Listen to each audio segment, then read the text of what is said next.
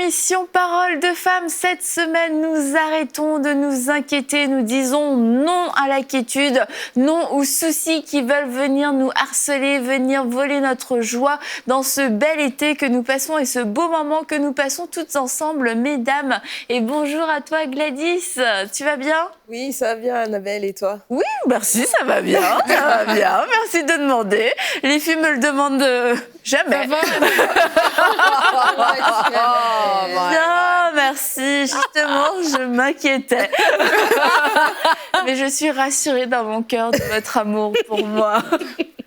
Tu n'as jamais à t'inquiéter de l'amitié qu'il y a entre nous, Annabelle. Oh, c'est beau. On va pleurer. Mathilde va pleurer.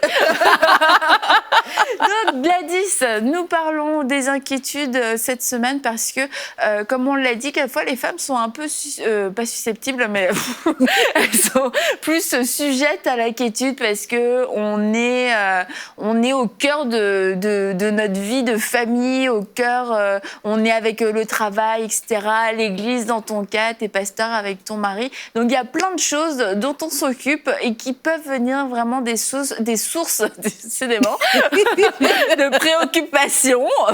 Et je vais te donner la parole sans tarder, Gladys, parce que j'ai une patate dans la bouche. Oui, c'est ça, on parlait des inquiétudes. Et donc, hier, on a parlé du sujet, donc l'inquiétude et quelles sont... non, on n'a pas parlé des sources de l'inquiétude, mais on a parlé du fait qu'on pouvait être soumis à l'inquiétude, mais que ce n'était pas du tout la volonté de Dieu et que Dieu ne voulait pas que l'on puisse s'inquiéter et que Dieu nous ordonne de ne pas nous inquiéter encore plus. Donc, et on disait que c'est de l'abondance de la bouche c'est de l'abondance du cœur que la bouche parle et qu'on peut se rendre compte facilement de pourquoi on s'inquiète et de quoi on s'inquiète et qu'on doit vraiment changer nos mentalités, renouveler notre intelligence par rapport à cette inquiétude en fait. Donc, si vous n'avez pas regardé l'émission d'hier, c'est le moment de la faire. Après celle-là. Après celle-là. On finit celle-là, puis après, vous irez regarder en replay sur emcitv.com. Et en fait, en préparant ces émissions, j'avais vraiment la pensée qu'il y a des femmes qui traversent des situations extrêmement difficiles, notamment dans le domaine des finances, des femmes qui sont dans des situations précaires et ça génère beaucoup de stress à cause de la rentrée, les vêtements, la nourriture. Et je crois qu'il y a une femme qui nous suit, votre mari, en fait, vous a quitté, ça vous a laissé dans une situation financière très difficile et vous n'aviez pas anticipé ce genre de situation. Mais je veux vraiment vous dire aujourd'hui que Dieu est au courant de la situation et Dieu vous soutient. Dieu est votre provision, Dieu est votre source et vous ne manquerez de rien. Vous aurez de quoi nourrir vos enfants, de quoi vêtir vos enfants. Et je crois que cette émission est pour vous, pour vraiment vous encourager, que la foi puisse se lever pour croire à nouveau que c'est possible et que vous ne disiez pas comme la veuve qui dit nous allons manger notre dernier repas puis demain nous mourrons. Non, vous ne mourrez pas, vous allez vivre parce que Dieu est votre source. Amen. Et donc j'aimerais qu'on parle c'est ça des défis financiers parce que c'est vraiment une source d'inquiétude chez beaucoup de femmes. On voit les besoins de la maison, on voit tout ce qui a payé, on voit les factures qui arrivent et puis on voit quelquefois que notre compte bancaire ne fournit pas, il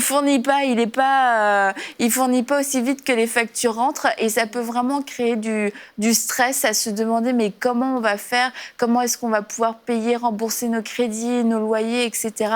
Et Dieu est fidèle et Dieu répond. Dieu ne souhaite pas que nous soyons dans la pauvreté. Et moi, je sais, avec Jérémie, on a déjà vécu plusieurs temps dans notre vie où a priori, il n'y avait pas de provision. Les prévisions étaient que il y a quelque chose qui allait manquer à un moment donné, mais Dieu a toujours répondu. Dieu a toujours été fidèle.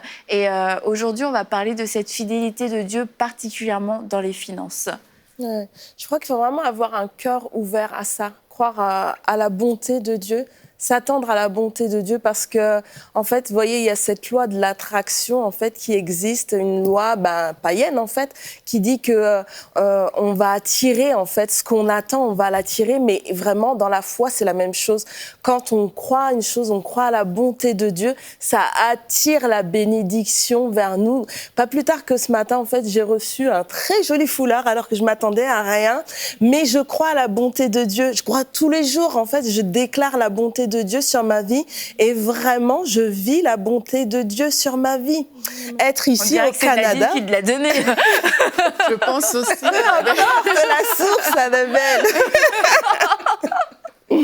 Mais être ici, ne serait-ce qu'être ici pour moi au Canada, c'est vraiment la bonté de Dieu qui s'est manifestée à mon égard. Je sais que mon Dieu est bon, mais il faut vraiment s'ouvrir à cette révélation. Dieu est bon. Il est bon et il est bon tous les jours. Et il est bon tous les jours pour qui? Pour tout le monde, tout le temps. Dès qu'on souhaite et on désire s'attendre à lui, Dieu est bon. Il veut manifester sa bonté. Et c'est ce que nous dit le verset de Jean 10, 10. Il parle du voleur, bien sûr.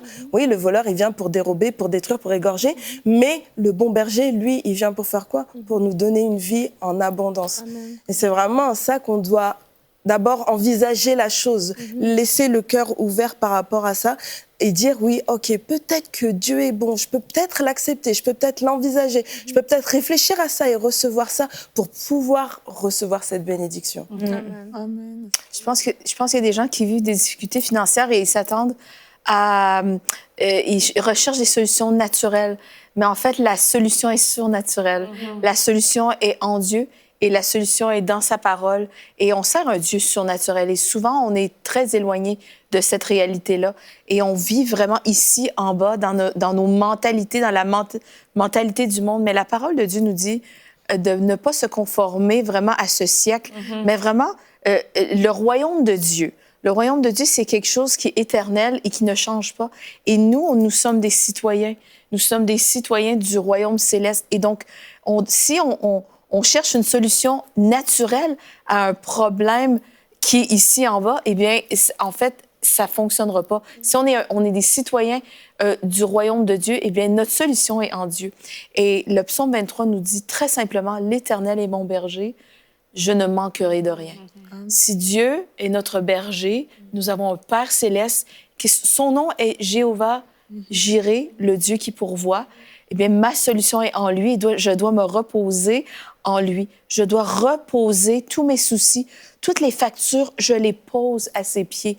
Et on peut le faire physiquement. Je pense que les femmes qui nous écoutent, vous êtes dépassées, vous êtes oppressées peut-être par des comptes, par des factures de rentrée scolaire, d'électricité, d'eau, de tout ce que vous voulez, peu importe. Ça ne change rien pour Dieu.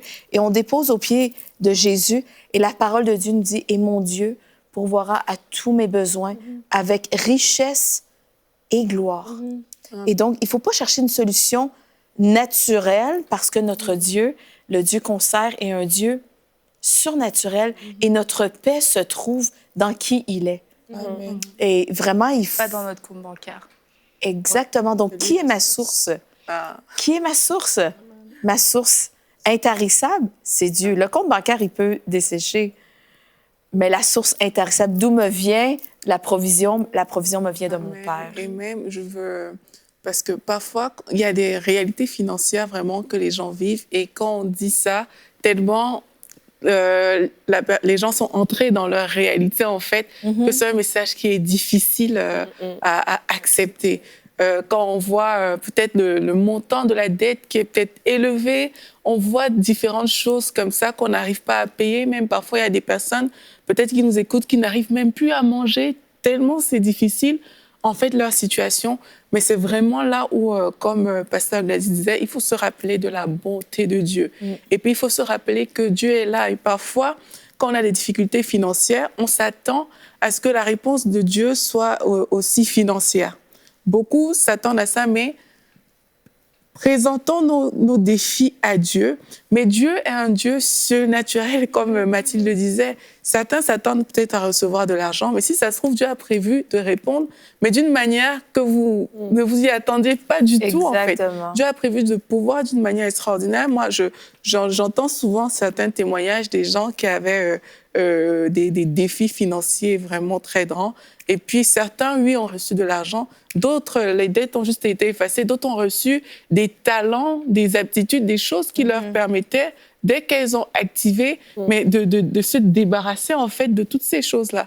Donc, on revient toujours à cette question de source, à cette question de où est-ce que je vais chercher ma solution? Est-ce que c'est en Dieu? Ou alors, est-ce que c'est dans les choses qu'on m'a appris, comme je connais, que ça doit fonctionner, etc. Donc, c'est vraiment toujours aller vers le Dieu, notre source, en fait, pour puiser en lui. Et quand on puise en lui, mais ces problèmes, peut-être que les personnes vivent aujourd'hui, vous allez voir, ce ne sera qu'une histoire ancienne. Et quelquefois, c'est la réponse que Dieu nous donne, c'est un enseignement pour changer de mentalité. Parce que l'argent peut rentrer une fois, les 1000 euros, vous rentrez pour payer telle facture. Mais après, on reste avec les mêmes schémas de pensée. Et du coup, à la prochaine facture, on aura le même stress, on aura la même inquiétude. Mais Dieu ne retarde pas la provision pour qu'on souffre et que dans cette souffrance, on apprenne. Mais Dieu veut nous enseigner pour qu'on puisse changer notre mentalité et que notre paix ne dépende pas de ce qu'on voit et qu'on puisse vraiment apprendre à marcher, non pas par la vue, mais par la foi. Les 1000 euros, j'ai besoin de 1000 euros. Je ne sais pas comment ils vont arriver, je ne sais pas sous quelle forme ils vont arriver. Et quelquefois, on est, comme tu dis, on est tellement limité que ça génère des inquiétudes parce qu'on se dit, mais c'est impossible que ça arrive de cette façon-là. Mais quand on se laisse transformer dans notre intelligence et qu'on se laisse enseigner, ben en fait, on est ouvert à toutes les possibilités. C'est juste, Seigneur, je sais que tu pourvois. C'est pas, Seigneur, j'ai besoin que tu m'aides 1000 euros de façon surnaturelle sur mon compte. C'est, Seigneur, tu pourvois. Peut-être que les 1000 euros, ils vont tomber. Il faut mettre Dieu dans une boîte. C'est ça. Parce qu'ils peuvent arriver de n'importe quelle façon, mais quand on est limité dans notre pensée à une façon de faire, Dieu peut le faire que d'une seule façon, c'est sûr, ça génère beaucoup de stress parce que parce qu'on se demande comment il va réussir à passer par ce tout petit trou dans notre vie pour pouvoir le faire, alors que quand on se dit, écoute Dieu, tu rentres par où tu veux, tu fais ce que tu veux, la nourriture, on a l'impression qu'il faut absolument aller l'acheter au supermarché, mais la nourriture peut venir de d'autres façons. Moi, j'ai déjà entendu des témoignages, des gens, ça a sonné, ils ont ouvert, il y avait de la nourriture devant chez eux, ils ont une grande allée, ils ont vu absolument personne venir déposer de la nourriture et ça arrivait à un moment où ils priaient et ils étaient en train de rendre grâce devant des assiettes vides. Gloire à Dieu pour le ministère des anges qui opère en notre faveur. Dieu n'est vraiment pas limité dans ses moyens de répondre à tous nos besoins. Vraiment, moi, j'ai envie de rajouter, parce qu'on parle des femmes, on a parlé hier comment la femme, elle s'inquiète beaucoup. Et quand on parle de finances, c'est sûr que la plupart du temps, c'est la femme qui gère, ou en tout cas, elle est au centre, elle connaît tous ces petits besoins-là dont on parle. Et vraiment, j'ai dans mon cœur la pensée que, hier, on a fini l'émission en disant qu'en allant dans la louange, on va pouvoir justement être ressourcé, être fortifié pour déposer nos inquiétudes et nos soucis au pied de Dieu et ensuite de prendre son joug à lui qui est doux et léger. Et vraiment, quand on regarde dans la parole de Dieu, que ce soit Agar qui était tout seul dans le désert avec son fils, que ce soit la femme du prophète qui restait avec ses enfants avec des dettes comme au point qu'on voulait même prendre ses enfants en esclavage tellement elle avait des dettes, que ce soit la veuve de Sarepta, à tous les moments qu'on a vu une femme qui était seule, qui était au pied du mur, qui n'avait plus rien, Dieu a toujours intervenu. Et j'ai vraiment envie de dire à une femme qui nous écoute que Dieu te voit et Dieu intervient. Et comme vous avez dit, l'intervention de Dieu, peut-être tu te dis, Seigneur, j'ai des factures à payer, mes enfants, l'école recommence dans 2 semaines, comment je vais acheter les sacs d'école, les livres et tout ça? C'est peut-être pas que tu vas avoir l'argent dans ton compte pour le faire, mais c'est une personne qui va t'appeler, qui dit, tu sais quoi, voici les cahiers, voici les livres, voici ceci. Donc, ne pas non plus être trop, tu sais, dans tous ces histoires-là, quand on voit par exemple la femme du prophète, elle est allée vers l'homme de Dieu, elle a exposé son problème. Quand on voit la veuve de Sarepta, elle a donné au prophète Élie et elle a reçu. Donc de dire, ok, oui, j'ai ce problème de financier, mais comme tu dis, je sais que Seigneur, tu vas répondre. En entendant, moi je sème. En entendant, moi je te loue. En entendant, moi je donne ma dîme, je donne mon offrande. Je continue à vivre cette vie de foi parce que je sais que c'est pas parce que je garde mes $200 que là, ça va garder, mon $200 va pas payer mon mois. Mais si j'applique les principes de Dieu et je sais que Dieu est mon pourvoyeur et que je pose mes mes biens et toutes mes choses aux pieds de Dieu, je sais que Dieu répond. Et moi, je l'ai vu dans ma vie personnelle, mais je l'ai vu des témoignages. Et le témoignage dont tu parles, je ne sais pas si c'est la même personne dont on parle, mais j'ai entendu aussi un témoignage pareil aussi. Et vraiment, Dieu nous aime. Dieu est notre Père. Dieu prend soin de nous. Il ne va pas nous laisser manquer à manger. Il ne va pas nous laisser dans la disette. Et ça, vraiment, il faut qu'on soit capable de l'exprimer, de dire, Seigneur, je suis inquiète. Mais même cette inquiétude, je la porte à tes pieds, en fait. En fait, Dieu se soucie de chaque petit détail. Je me souviens, mon mari raconte une histoire de sa grande-tante ou de sa grand-mère. Et ils étaient vraiment très pauvres quand ils étaient jeunes. Et puis là, ils se disaient, ah, ben, j'aurais envie de manger des pommes. Puis là, ils ont remercié le Seigneur pour les pommes. Et pour vrai, ça a cogné à la porte. C'était un vendeur de pommes. Et il est venu donner ce qu'il n'avait pas vendu à la fin de la journée. Il dit, ben, j'aimerais vous laisser ce panier de pommes. Et donc, ils ont eu des pommes en abondance. Et aussi, j'ai entendu l'histoire dans la région ici, il y a plusieurs années de ça, au milieu des années, dans les années 1900, c'était un couple de chrétiens qui élevaient des orphelins tout près d'ici. Et ils ont compté sur la provision surnaturelle de Dieu. À chaque jour, ils remerciaient pour la provision. Et souvent, ils n'avaient rien, comme tu dis, ils remerciaient Dieu pour le repas. Il n'y avait rien dedans. Et vraiment, le marchand de viande cognait, laissait de la viande. Le marchand de légumes, le laitier, le marchand de pain.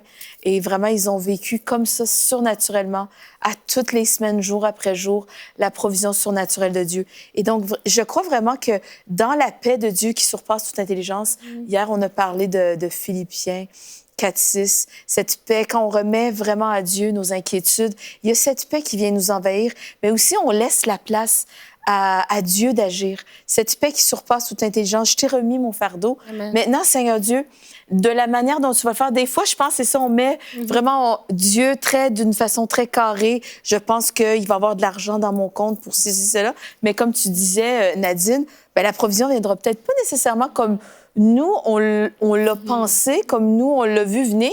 Mais l'important, c'est que nous servons le Dieu qui pourvoit et vraiment d'entrer dans des actions de grâce. Et peut-être ça semble difficile à faire pour celles qui nous écoutent en ce moment, mais vraiment, il y a une puissance dans la louange, il y a une puissance à reconnaître qui est le Dieu que nous servons, Amen. Qui est ce Dieu extraordinaire que nous servons.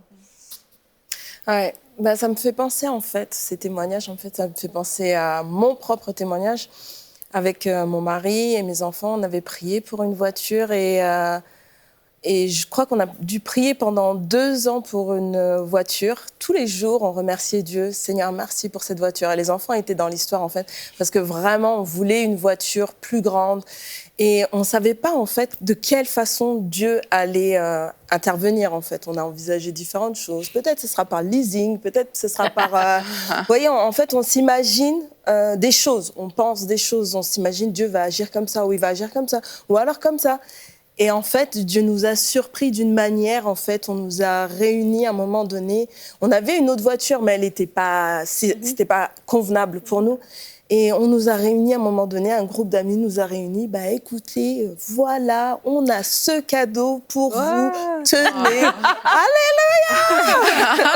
Alléluia. Et vraiment, en fait, c'est juste s'attendre toujours à cette bonté que Dieu veut manifester, en fait. La vérité, c'est ça, c'est que Dieu veut manifester sa bonté envers chacun de ses enfants et s'attendre juste à cette bonté-là et le remercier toujours par rapport à sa bonté. Ça ne veut pas dire ou plutôt ça veut dire tout simplement d'être dans l'attente. Toujours être dans l'attente et croire à la bonté de Dieu qui veut se manifester pour nous. On peut envisager tous les plans qu'on veut, mais Dieu a ses stratégies et il nous dépasse, il est plus intelligent que nous. On peut toujours imaginer tout ce qu'on veut, mais en fait, il agit toujours différemment, en fait. Ça a dû être un beau témoignage pour tes enfants? Ouais. Pour mes enfants, c'était merveilleux. Ben, ils pleuraient aussi quand ils ont reçu la voiture. Ils ont pleuré, ils ont réalisé, ils ont dit, mais c'est pas possible, c'est waouh, c'est juste énorme, en fait, de réaliser, bah oui, Dieu nous écoute, Dieu entend, Dieu sait. Dieu connaît nos besoins et Dieu agit. Amen. Ah, je m'en souviens, moi, quand j'ai su que vous aviez eu la voiture, j'étais « Waouh, c'est trop beau et tout !» Genre, offert Mais tu vois, c'est ça, je trouve super d'impliquer la famille dans un projet de foi. J'appelle ça un projet de foi parce qu'on prie, on déclare dans la foi, on s'attend à Dieu. Et même des fois, le temps que ça prend pour voir la manifestation, ben, ça développe notre patience aussi, la persévérance. Mais après, c'est que les enfants, quand on implique les enfants dans nos projets de foi comme ça, c'est qu'après, ben, on crée vraiment des situations pour eux, vraiment de construire leur foi, de développer leur foi. Mais après, c'est sûr, tes enfants, Pasteur Gladys, ils vont s'en souvenir, ils vont toujours s'en rappeler. Après, ils vont répéter à leur manière et ils vont vivre leur propre victoire de foi. Ils vont faire la même chose avec leur famille. Ils vont offrir des voitures à d'autres gens. C'est important, particulièrement quand les enfants vivent le manque et voient le manque, plutôt que de générer en eux de la crainte, comme tu le disais, Nadine. Hier, ça peut créer des traumatismes, même dans leur vie adulte. Alors, si on est en train de leur communiquer la foi, bah voilà, on vit telle situation, mais on croit que Dieu va agir, ça renverse les choses et ça transforme le mal en bien. Et à EMCI, on a eu plusieurs fois des défis et on se dit mais comment est-ce qu'on va pouvoir passer à une nouvelle étape, comment est-ce que ça va être possible, le projet de la télévision, voilà, comme s'il faudrait tant de personnes, tant de matériel, tant de choses, tu te dis mais comment ça va être possible, mais on a toujours vu Dieu agir et on a refusé de laisser l'inquiétude nous gagner, l'incrédulité, et on a dit non, c'est Dieu qui est l'auteur de cette œuvre, c'est Dieu qui pourvoit, c'est Dieu qui va le faire, c'est Dieu qui va donner, il a donné des stratégies, et quelquefois on a sorti des campagnes et les gens étaient vous êtes sûrs parce que peut-être que ça fait beaucoup et tout, mais on voit que les gens sont disposés et croient en fait, et ont cet esprit de foi et de conquête pour nous aider. Et en ce moment, on est dans cette campagne des 8000 partenaires et on voit encore une fois que de nombreuses personnes ont eu le cœur touché. Et je voudrais qu'on puisse regarder ensemble cette vidéo pour vous partager tous les projets que EMCI a.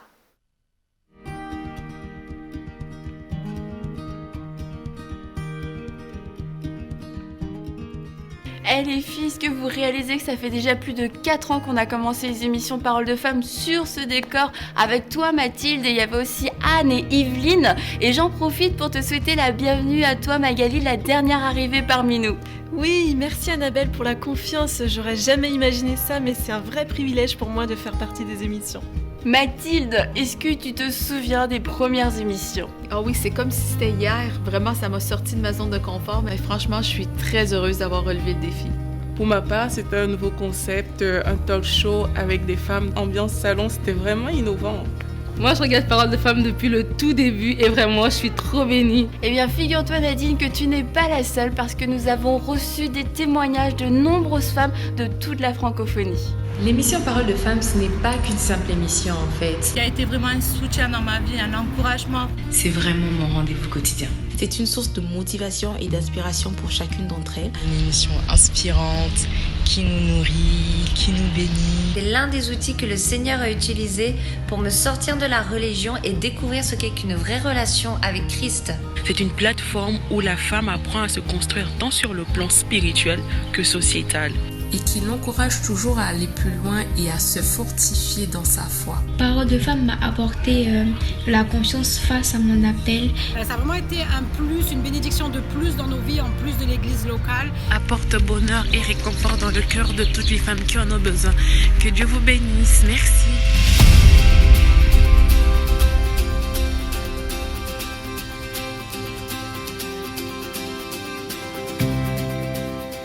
Et voici le bâtiment que EMCI aimerait acheter. Il est 10 fois plus grand que celui qu'on a actuellement. Il y aurait de la place pour faire un grand studio avec du public. Toutes les émissions aussi auraient de la place pour des nouveaux décors. Et bien entendu, Paroles de Femmes aurait un nouveau plateau. Le monde des médias ne cesse d'évoluer et Paroles de Femmes a aussi besoin d'aller à un nouveau niveau d'excellence. Tout d'abord en changeant son décor, mais aussi en proposant un nouveau concept, plus frais, plus actuel, plus dynamique. Car des femmes ont besoin de recevoir ce que vous avez reçu au cours des dernières années. EMCI, c'est aussi des conférences sur le terrain. Imaginez toute l'équipe de Paroles de Femmes dans votre ville pour une réunion de puissance. EMCI, c'est aussi une académie entièrement gratuite qui regroupe les meilleurs enseignants de la francophonie pour votre croissance spirituelle. Alors si vous voulez faire partie de cette grande vision, devenez aujourd'hui un des 8000 partenaires d'EMCI. Dès maintenant, donnons pour faire entrer EMCI dans une nouvelle saison. Pour faire votre don, rendez-vous sur emcitv.com/8000.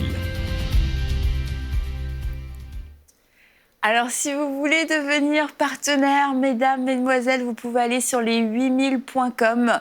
Et comme on l'avait dit lors de la dernière campagne, et je crois que c'est toujours d'actualité, les femmes ont souvent été celles qui ont ouvert le chemin et qui ont fait des choses extraordinaires pour faire avancer l'Évangile. Et c'est pour ça qu'il y a beaucoup de femmes qui suivent EMCI, qui suivent Parole de Femmes. Et vraiment, merci à vous parce que vous faites la différence. Vous êtes des femmes courageuses, des femmes de foi, des femmes qui savaient semer. Alors vraiment, merci beaucoup à vous toutes et merci à vous, à celles qui vont peut-être semer pour la première fois, qui vont participer à ce genre de choses.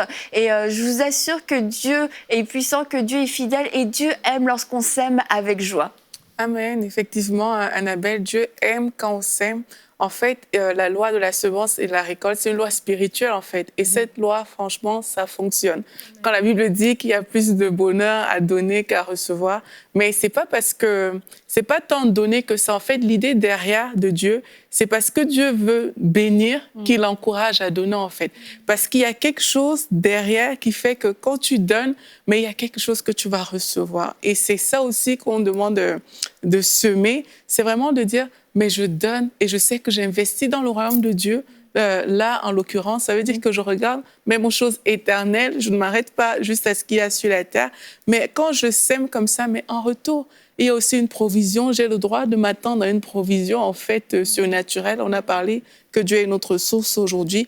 On a le droit de s'attendre à ça alors qu'on choisit de semer dans la maison du Seigneur, alors qu'on choisit de semer tout simplement. Donc, j'encourage toutes les personnes qui nous regardent aujourd'hui, si vous voulez faire partie de ces 8000 partenaires, comme on a parlé, mais semons et puis ensemble, on va aller dans cette nouvelle saison. Aurélie, juste pour terminer, est-ce que tu peux prier pour celles qui prennent la décision aujourd'hui de devenir partenaire et de semer dans la foi, quelquefois dans des situations difficiles, mais qui prennent ce pas de foi? Amen. Oui, on va prier ensemble. Si vous avez décidé de devenir partenaire aujourd'hui, on va tout simplement bénir le Seigneur. La Bible dit que Dieu donne la semence au semeur, en fait. Et vraiment, si je crois que c'est Dieu qui a mis ce désir dans votre cœur pour que vous puissiez devenir partenaire aujourd'hui. Et Père, je te bénis pour toutes mes sœurs qui ont décidé de s'engager aujourd'hui. Merci Seigneur, parce que c'est toi qui mets cet argent dans leurs mains. Et alors qu'elles ont décidé de prendre ce pas, Père, et de semer dans ta maison, ta parole est vraie et elle est activée dans leur vie. Je déclare cette abondance, Père, qui vient de toi.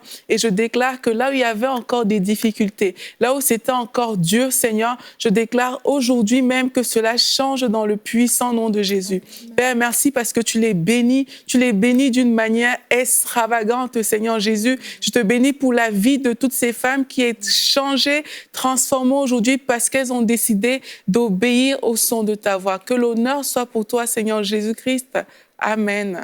Amen. Et on croit que l'émission Parole de Femmes va aller à un nouveau niveau et on veut toucher encore plus de femmes, que des femmes puissent découvrir le Seigneur à travers ce format, que des femmes puissent découvrir le Seigneur à travers la télévision, partout dans toute la francophonie. Et nous croyons que Dieu veut le faire aussi à travers Parole de Femmes. Alors vraiment, merci à vous toutes, mesdames, de nous soutenir. Nous sommes ensemble dans cette aventure. Et puis, on va se retrouver demain pour une prochaine émission de Parole de Femmes. Nous serons toujours avec Gladys.